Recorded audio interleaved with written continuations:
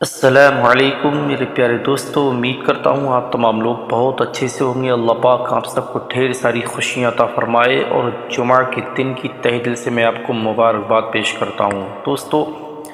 یہ دن اللہ پاک کے نزدیک بہت ہی افضل و اعلیٰ ہے، عید کے دن سے بھی زیادہ افضل ہے۔ اللہ پاک اس دن کی برکتوں سے، رحمتوں سے ہم سبھی کو مالا مال فرمائے، اور اس جمعہ جیسے مقدس دن کو اللہ پاک ہمارے مقدر میں بار بار نصیب فرمائے۔ تو دوستو، آج کی اس ویڈیو میں انشاءاللہ تعالی ہم آپ سے بات کرنے والے ہیں ایک ایسی نایاب، ایسی طاقتور سورہ مبارکہ کے بارے میں، سورہ کہف کے بارے میں۔ سورہ کہف اپنے اندر اتنے فائدے رکھتی ہے، حضور صلی اللہ علیہ وسلم نے ارشاد فرمایا، سورہ کہف پڑھنے سے انسان دجالی فتنوں سے محفوظ رہتا ہے۔ جیسے بری آفتیں، بری مصیبتیں، بری پریشانیاں، تمام طرح کے مشکلات، تمام طرح کے حادثات، گھر کی بے برکتی، گھر میں خیر و برکت کا نہ ہونا، اور گھر میں طرح طرح کی تنگ دستی رہنا، کاروبار میں رکاوٹ ہونا،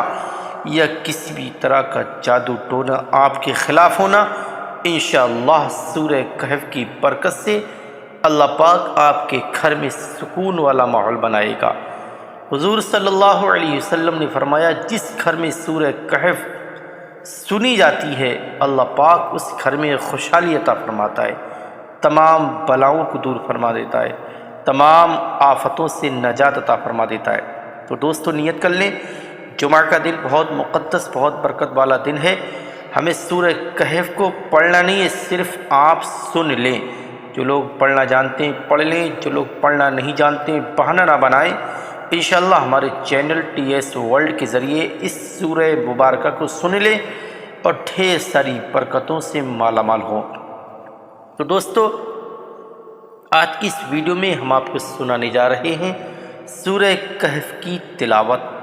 آئیے سن لیتے ہیں۔ اس سے پہلے گزارش ہے، اگر ابھی تک آپ نے چینل کو سبسکرائب نہ کیا ہو، دل سے سبسکرائب کر لیں، اور اس ویڈیو کو لائک کریں۔ چینل کو سبسکرائب کرنے کے ساتھ اس ویڈیو کو صدقہ جاریہ سمجھ کر تمام مسلمانوں میں ضرور پھیلائیں۔ اعوذ باللہ من الشیطان الرجیم، بسم اللہ الرحمن الرحیم۔ الحمد للہ الذی انزل علی عبده الكتاب ولم يجعل له عوجا قیما لینذر باسا شدیدا من لدن ويبشر المؤمنين الذين يعملون الصالحات أن لهم أجرا حسنا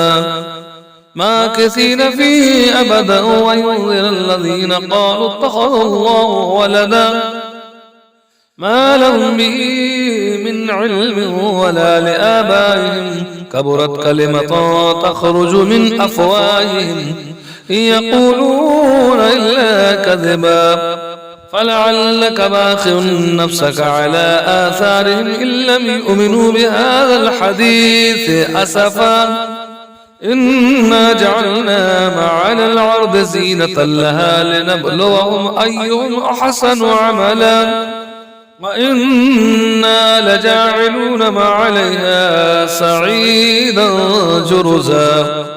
أم حسبت أن أصحاب الكهف والرقيم كانوا من آياتنا عجبا إذ أوى الفتية إلى الكهف فقالوا ربنا آتنا من لدنك رحمة وهيئ لنا من أمرنا رشدا فضربنا على آذانهم في الكهف سنين عددا ثم بعثناهم لنعلم أي الحزبين حسى لم لبثوا أمدا نحن نقص عليك نبأهم بالحق إنهم فتية آمنوا بربهم وزدناهم هدى وربطنا على قلوبهم إذ قاموا فقالوا ربنا رب السماوات والأرض لن ندعو من دونه إلها لقد قلنا إذا شتتا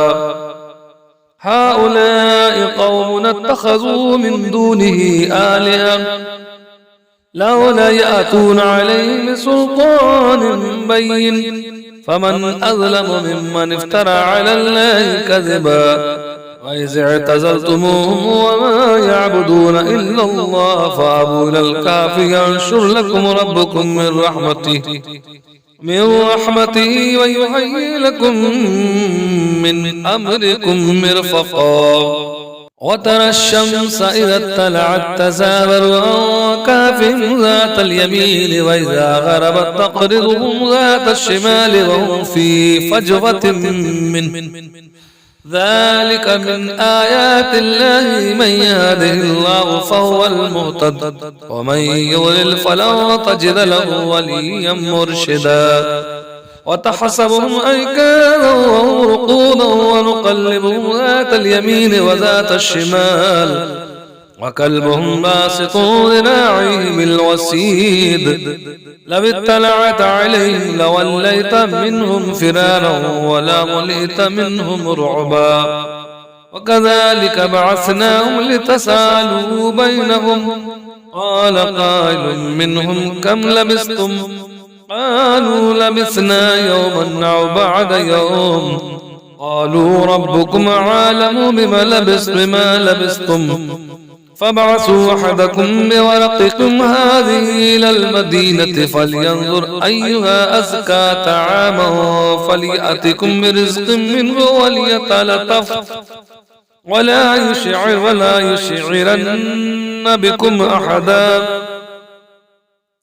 إنهم إن يظهروا عليكم يرجموكم ويعيدكم في ملتكم ولن تفلحوا إذن أبدا وكذلك عاثرنا عليهم ليعلموا أن وعد الله حق وأن الساعة لا ريب فيها إذ يتنازعون بينهم أمرهم فقالوا بنوا عليهم بنيانا ربهم عالم بهم قال الذين غلبوا على أمرهم لنتخذن عليهم مسجدا سيقولون ثلاثة رابعهم كلبهم ويقولون خمسة سادسهم كلبهم رجما بالغيب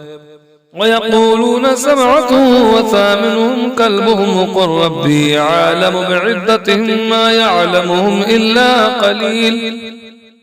فلا تمار فيهم إلا مراء ظاهرا ولا تستفت فيهم منهم أحدا ولا تقولن لشيء إني فاعل ذلك غدا إلا أن يشاء الله واذكر ربك إذا نسيت وقل عسى أن يهديني ربي لأقرب من هذا رشدا ولبثوا في كهفهم 300 سنين وازدادوا 9 قل الله أعلم بما لبثوا له غيب السماوات والأرض أبصر به وأسمع ما لهم من دونه من ولي ولا يشرك في حكمه أحدا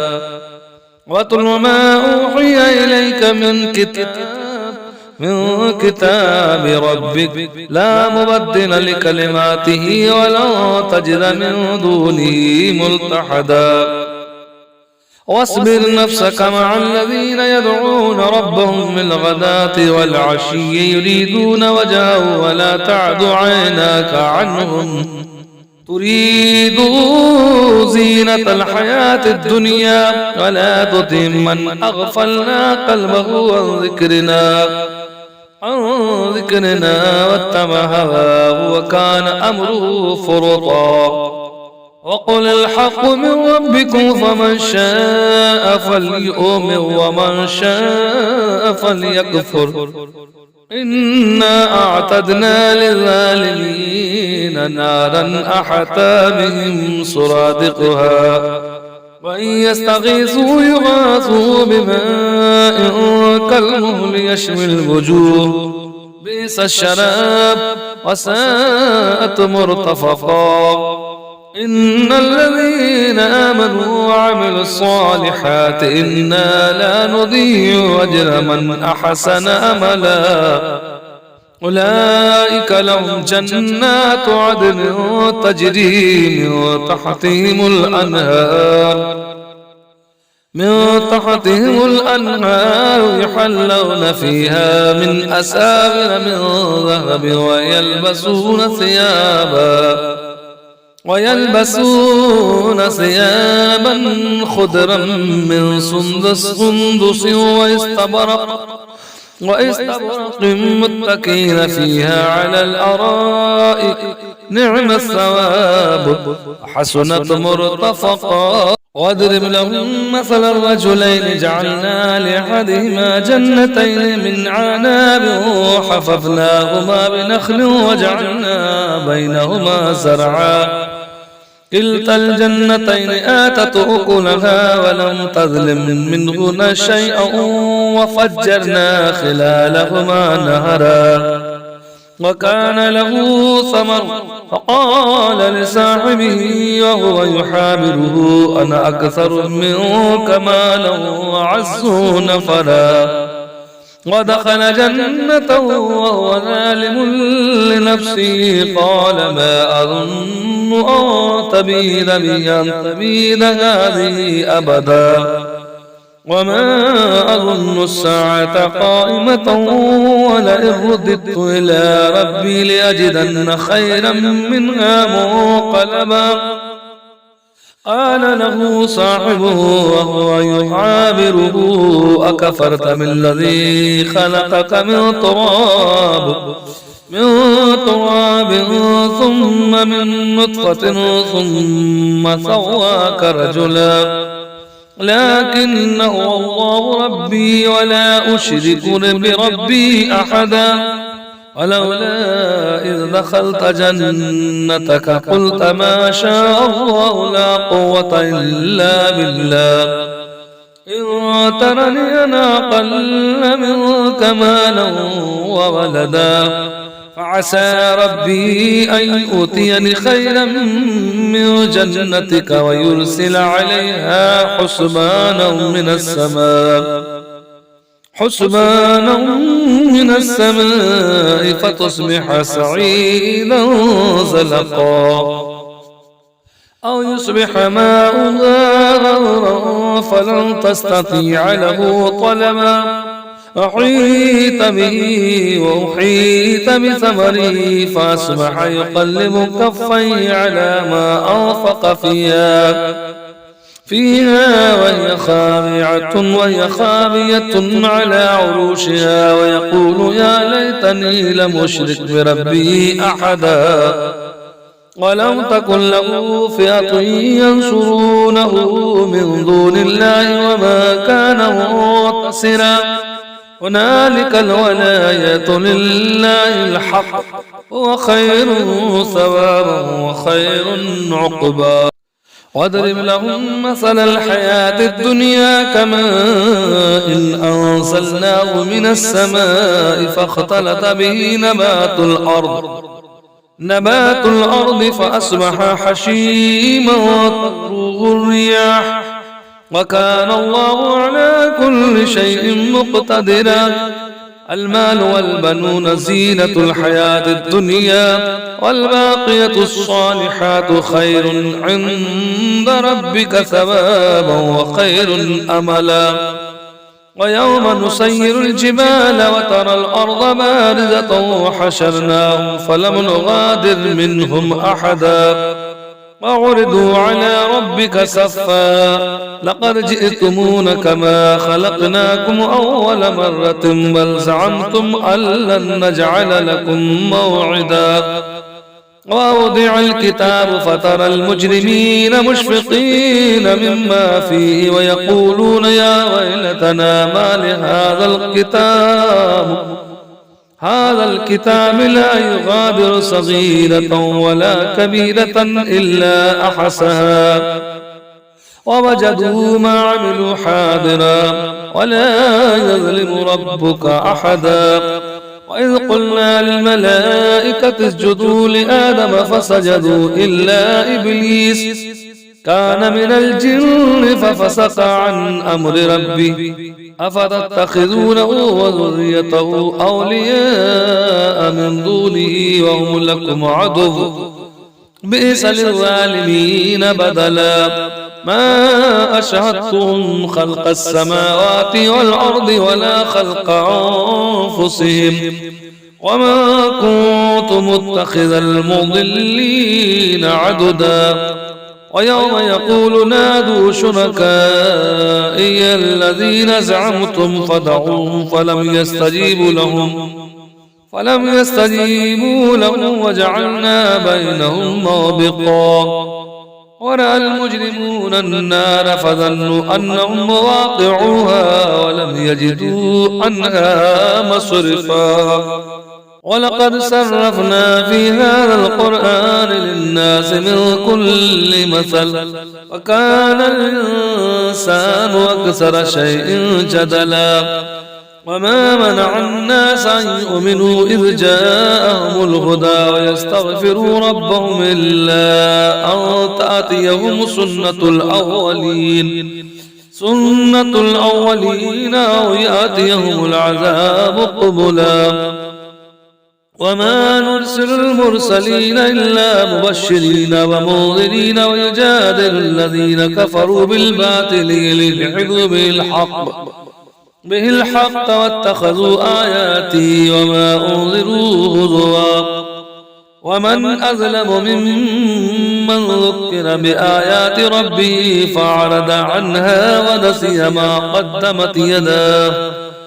إنا جعلنا على قلوبهم أكنة أن يفقهوا وفي آذانهم وقرا وإن تدعوهم إلى الهدى فلن يهتدوا إذا أبدا وربك الغفور ذو الرحمة لو يؤاخذهم بما كسبوا لعجل لهم العذاب بل لهم موعد لن يجدوا من دونه موئلا وتلك القرى أهلكناهم لما ظلموا وجعلنا لمالكهم موعدا وإذ قال موسى لفتاه لأبرح حتى أبلغ مجمع البحرين أو أمضي حقبا فلما بلغ مجمع بينهما نسي حوتهما فاتخذ سبيله في البحر سربا فلما جاوزا قال لفتاه آتينا غدانا لقد لقينا من سفرنا هذا نسبا قال أرأيت إذا أوينا إلى الصخرة فإني نسيت الحوت وما أنسانيه إلا الشيطان وأذكره واتخذ سبيله في البحر عجبا قال ذلك ما كنا نبغي فارتد على آثارهما قسسا فوجد عبدا من عبادنا آتيناه رحمة من عندنا وعلمناه من لدنا علما قال له موسى هل أتبعك على أن تعلمني مما علمت رشدا قال إنك لن تستطيع معي صبرا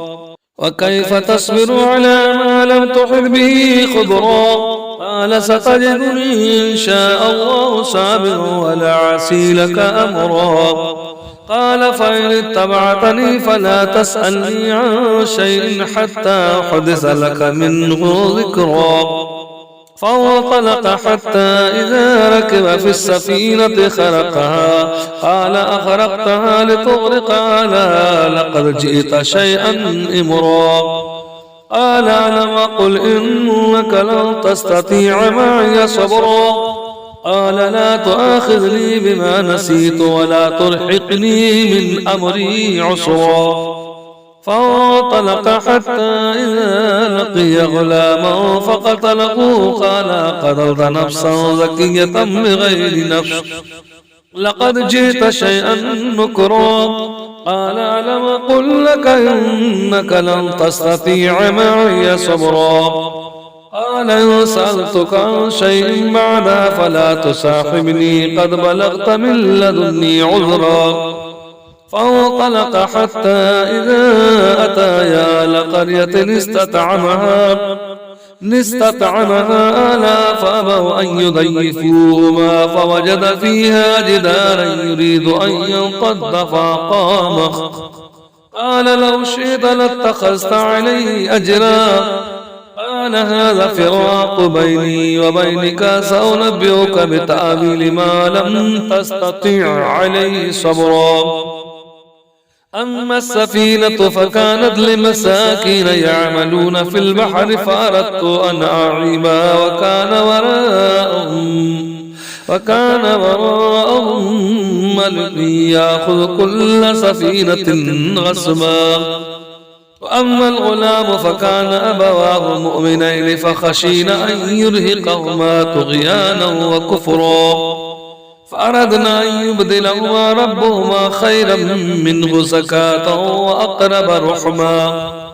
وأما الجدار فكان لغلامين يتيمين في المدينة وكان تحته كنز لهما وكان أبوهما صالحا.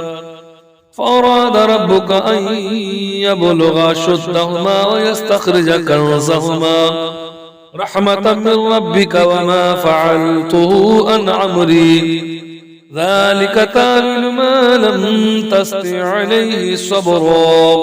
ويسألونك عن القرنين قل سأتلو عليكم منه ذكرا. إنا مكنا له في الأرض وآتيناه من كل شيء سببا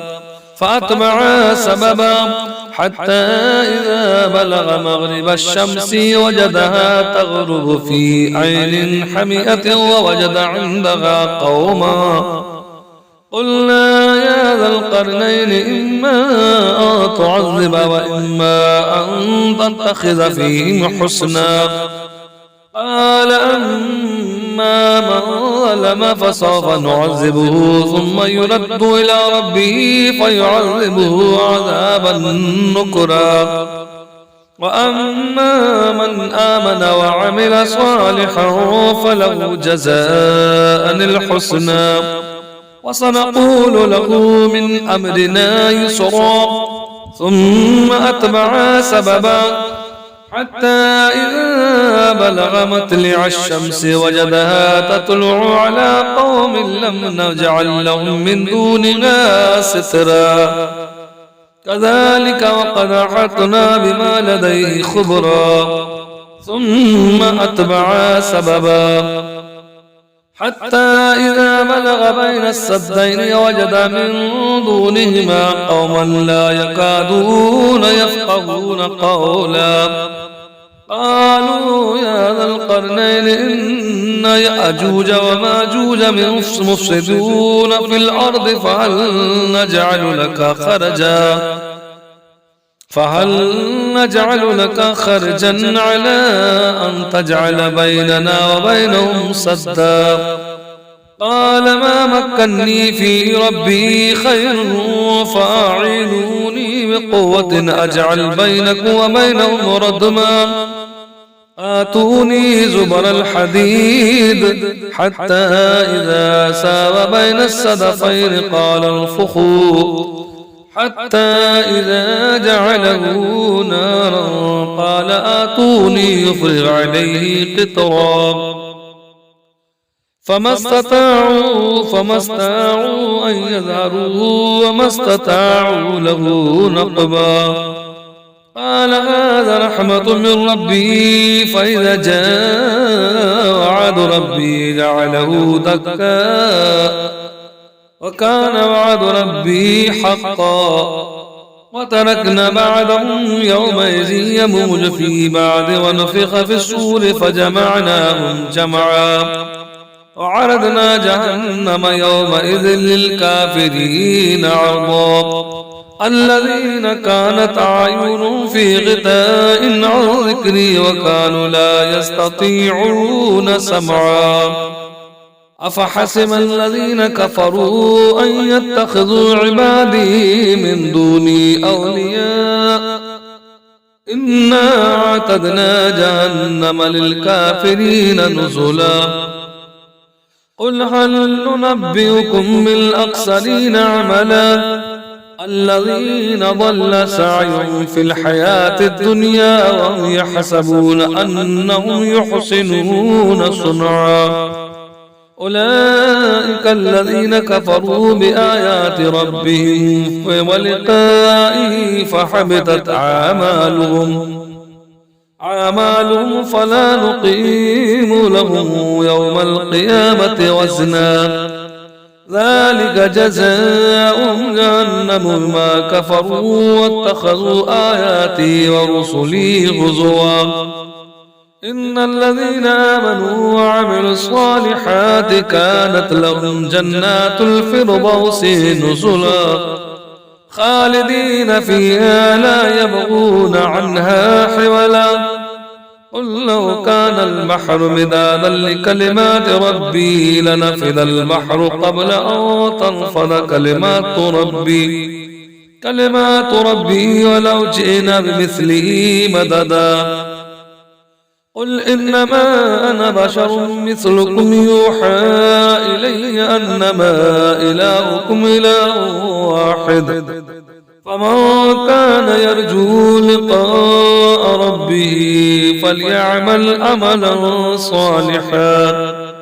عملا صالحا ولا يشرك بعبادة ربه أحدا صدق الله العظيم. بسم الله الرحمن الرحيم. الحمد لله الذي أنزل على عبده الكتاب ولم يجعل له عوجا قيما لينذر بأسا شديدا من لدن ويبشر المؤمنين الذين يعملون الصالحات أن لهم أجرا حسنا ماكثين فيه أبدا وينذر الذين قالوا اتخذ الله ولدا ما لهم به من علم ولا لآبائهم كبرت كلمة تخرج من أفواههم إن يقولون إلا كذبا فلعلك باخع نفسك على آثارهم إن لم يؤمنوا بهذا الحديث أسفا إنا جعلنا ما على الأرض زينة لها لنبلوهم أيهم أحسن عملا وإنا لجاعلون ما عليها صعيدا جرزا أم حسبت أن أصحاب الكهف والرقيم كانوا من آياتنا عجبا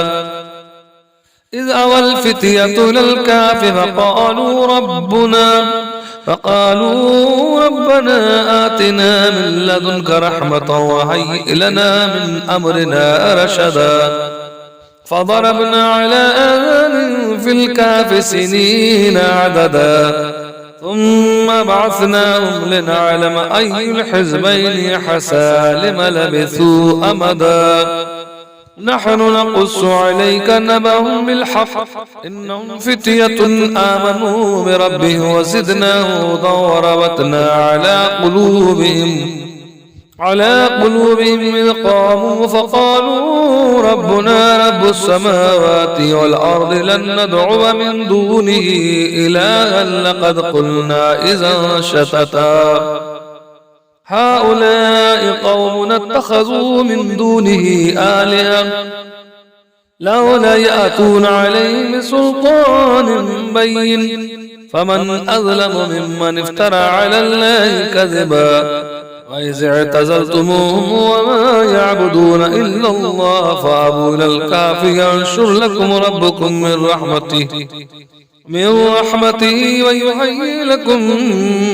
من أمركم مرفقا وترى الشمس إذا اطلعت تزاور عن كهفهم ذات اليمين وإذا غربت تقرضهم ذات الشمال وهم في فجوة منه ذلك من آيات الله من يهده الله فهو المهتد ومن يضلل فلن تجد له وليا مرشدا وتحسبهم أيكانا وهم رقودا ونقلبهم ذات اليمين وذات الشمال وكلبهم باسط ذراعيه بالوسيد لو اطلعت عليهم لوليت منهم فرارا ولملئت منهم رعبا وكذلك بعثناهم لتسألوا بينهم قال قائل منهم كم لبثتم قالوا لبثنا يوما أو بعد يوم قالوا ربكم عالم بما لبثتم فابعثوا أحدكم بورقكم هذه إلى المدينة فلينظر أيها أزكى طعاما فليأتكم برزق منه وليتلطف ولا يشعرن بكم أحدا إنهم إن يظهروا عليكم يرجموكم ويعيدكم في ملتكم ولن تفلحوا إذن أبدا وكذلك عثرنا عليهم ليعلموا أن وعد الله حق وأن الساعة لا ريب فيها إذ يتنازعون بينهم أمرهم فقالوا بنوا عليهم بنيانا ربهم أعلم بهم قال الذين غلبوا على أمرهم لنتخذن عليهم مسجدا سيقولون ثلاثة رابعهم كلبهم ويقولون خمسة سادسهم كلبهم رجما بالغيب ويقولون سبعة وثامنهم كلبهم قل ربي عالم بعدتهم ما يعلمهم إلا قليل فلا تمار فيهم إلا مراء ظاهرا ولا تستفت فيهم منهم أحدا ولا تقولن لشيء إني فاعل ذلك غدا إلا إن يشاء الله واذكر ربك إذا نسيت وقل عسى أن يهديني ربي لأقرب من هذا رشدا ولبثوا في كهفهم 300 سنين وازدادوا 9 قل الله أعلم بما لبثوا له غيب السماوات والأرض أبصر به وأسمع ما لهم من دونه من ولي ولا يشرك في حكمه أحدا واتل ما أوحي إليك من كتاب ربك لا مبدل لكلماته ولا تجد من دونه ملتحدا واصبر نفسك مع الذين يدعون ربهم بالغداة والعشي يريدون وجهه ولا تعد عيناك عنهم تريد زينة الحياة الدنيا ولا تطع من أغفلنا قلبه عن ذكرنا واتبع هواه وكان أمره فرطا وقل الحق من ربكم فمن شاء فليؤمن ومن شاء فليكفر إنا أعتدنا للظالمين نارا أحاط بهم سرادقها وإن يستغيثوا يغاثوا بماء كالمهل يشوي الوجوه بئس الشراب وساءت مرتفقا إن الذين آمنوا وعملوا الصالحات إنا لا نضيع أجر من أحسن أملا أولئك لهم جنات عدن تجري من تحتهم الأنهار يحلون فيها من أساور من ذهب ويلبسون ثيابا خضرا من سندس واستبرق متكئين فيها على الأرائك نعم الثواب حسنت مرتفقا واضرب لهم مثل الرجلين جعلنا لأحدهما جنتين من عناب وحففناهما بنخل وجعلنا بينهما زرعا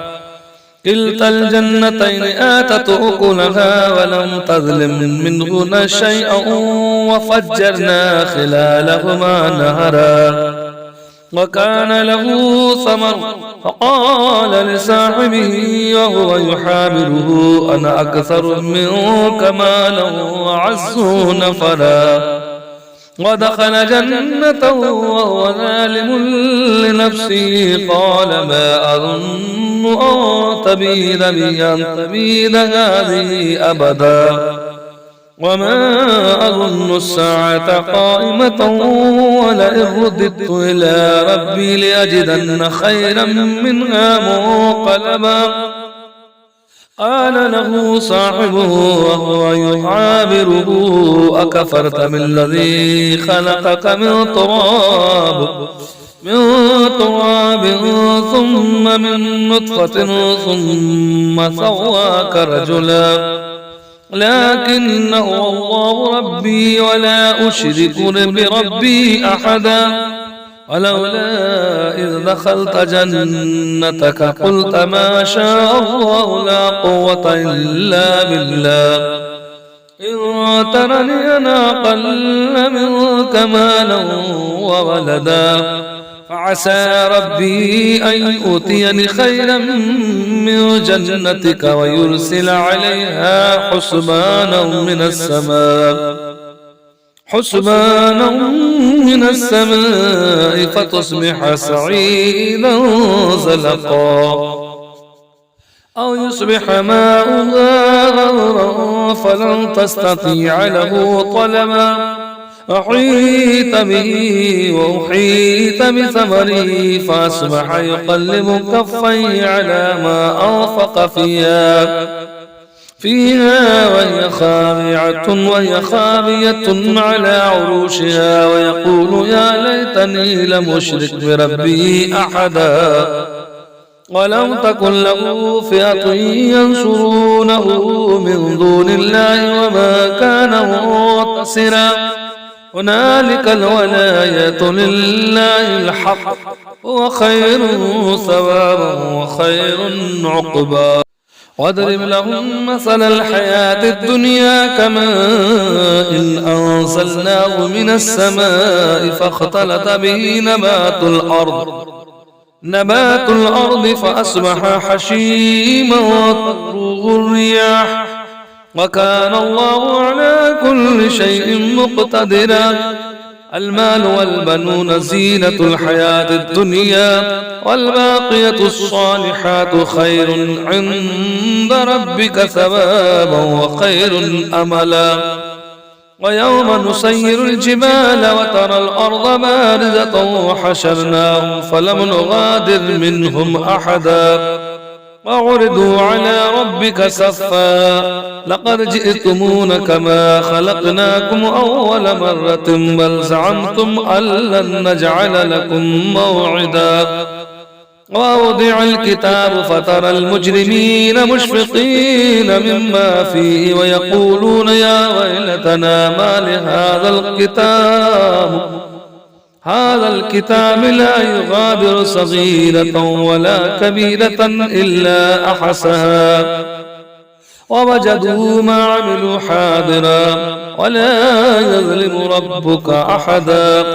وإذ قلنا للملائكة اسجدوا لآدم فسجدوا إلا إبليس كان من الجن ففسق عن أمر ربه أفتتخذونه وذريته أولياء من دونه وهم لكم عدو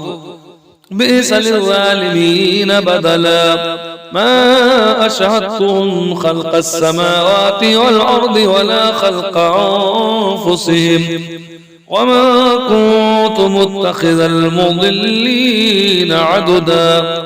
ويوم يقول نادوا شركائي الذين زعمتم فدعوهم فلم يستجيبوا لهم وجعلنا بينهم موبقا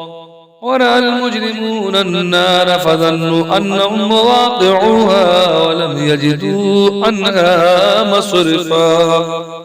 ولقد صرفنا في هذا القرآن للناس من كل مثل وكان الإنسان أكثر شيء جدلا وما منع الناس أن يؤمنوا إذ جاءهم الهدى ويستغفروا ربهم إلا أن تأتيهم سنة الأولين أو يأتيهم العذاب قبلا وما نرسل المرسلين إلا مبشرين ومنذرين ويجادل الذين كفروا بالباطل ليدحضوا به الحق واتخذوا آياتي وما أنذروا هزوا ومن أظلم ممن ذكر بآيات ربه فأعرض عنها ونسي ما قدمت يداه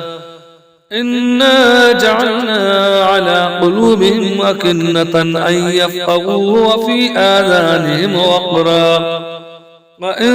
تدعوهم إلى الهدى فلن يهتدوا إذا أبدا وربك الغفور ذو الرحمة لو يؤاخذهم بما كسبوا لعجل لهم العذاب بل لهم موعد لن يجدوا من دونه موئلا وتلك القرى أهلكناهم لما ظلموا وجعلنا لمالكهم موعدا وإذ قال موسى لفتاه لأبرح حتى أبلغ مجمع البحرين أو أمضي حقبا فلما بلغ مجمع بينهما نسي حوتهما فاتخذ سبيله في البحر سربا فلما جاوزا قال لفتاه آتينا غدانا لقد لقينا من سفرنا هذا نسبا قال أرأيت إذا أوينا إلى الصخرة فإني نسيت الحوت وما أنسانيه إلا الشيطان وأن أذكره واتخذ سبيله في البحر عجبا قال ذلك ما كنا نبغي فارتد على آثارهما قسسا فوجد عبدا من عبادنا آتيناه رحمة من عندنا وعلمناه من لدنا علما قال له موسى هل أتبعك على أن تعلمني مما علمت رشدا قال إنك لن تستطيع معي صبرا أفحسب الذين كفروا أن يتخذوا عبادي من دوني أولياء إنا اعتدنا جهنم للكافرين نزلا قل هل ننبئكم بالأخسرين عملا الذين ضل سعيهم في الحياة الدنيا وهم يحسبون أنهم يحسنون صنعا أولئك الذين كفروا بآيات ربهم ولقائه فحبطت أعمالهم فلا نقيم لهم يوم القيامة وزنا ذلك جزاؤهم جهنم بما كفروا واتخذوا آياتي ورسلي هزوا إن الذين آمنوا وعملوا الصالحات كانت لهم جنات الفردوس نزلا خالدين فيها لا يبغون عنها حولا قل لو كان البحر مدادا لكلمات ربي لنفذ البحر قبل أن تنفذ كلمات ربي ولو جئنا بمثله مددا قل إنما أنا بشر مثلكم يوحى إلي أنما إلهكم إله واحد فمن كان يرجو لقاء ربه فليعمل عملا صالحا عملا صالحا ولا يشرك بعبادة ربه أحدا. صدق الله العظيم.